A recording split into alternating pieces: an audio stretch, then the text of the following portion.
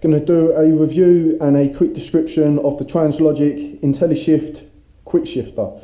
So first thing, what is a Quickshifter? So when you're riding your bike, some people hold in the clutch and then operate the gears.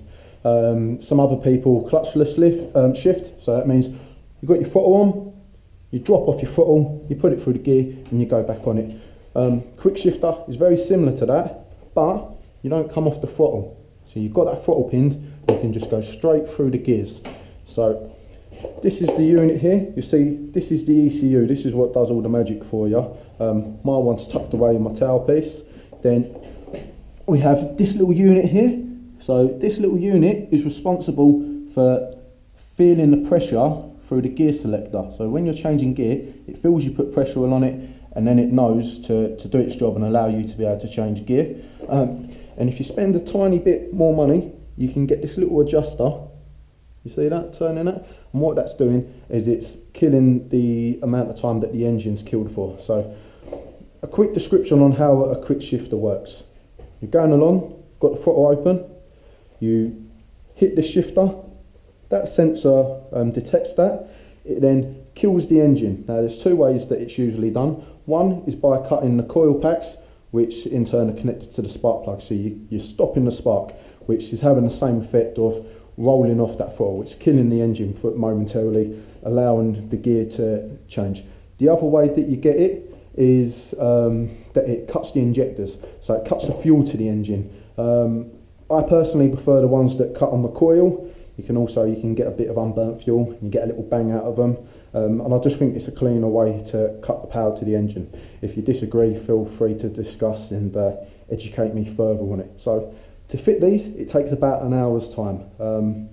One thing you need to do is you need to take your power supply to power this unit. I've came directly off of the battery. If I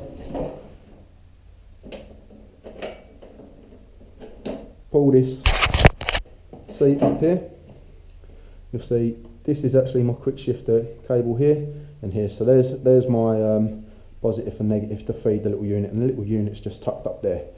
Then you take off this shift rod, or the original shift rod, and then you have this one that fits in. So there's two types. You've got push and pull. Depending on how you've got your gearbox set up, is going to determine how that works.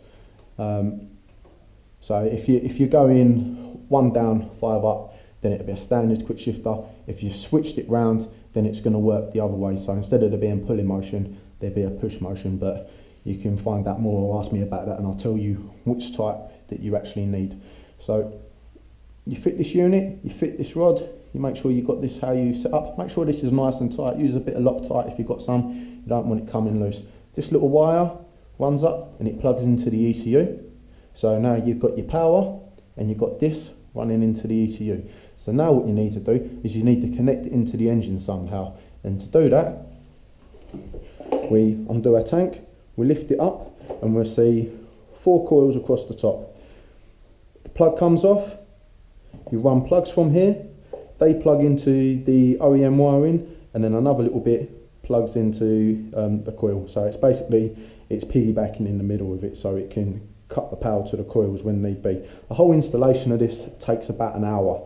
But yeah, power, quick shifter, coils on the engine. That's literally all you've got to touch. Make sure your cables will run nice. Make sure everything's nice and sturdy. You don't want the ECU knocking about. Make sure that your cables are not up against anything that's going to get too hot. And if you get the little on-the-fly adjuster, then there's one more cable to run to the ECU that just allows you to change the kill time. So basically what that's doing is, say at standard, when you're changing gear, the bike kills the engine for 60 milliseconds. By changing that, you can make the engine kill for 80 milliseconds or 40 milliseconds. And the reason for that is, say, wet conditions or when your tyres start to go, so that the rear wheel doesn't keep breaking traction. But yeah, that's basically how a quick shifter works.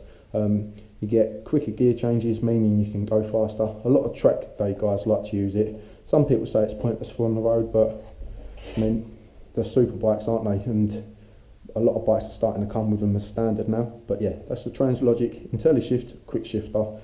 That's how you install it, and that's how it works.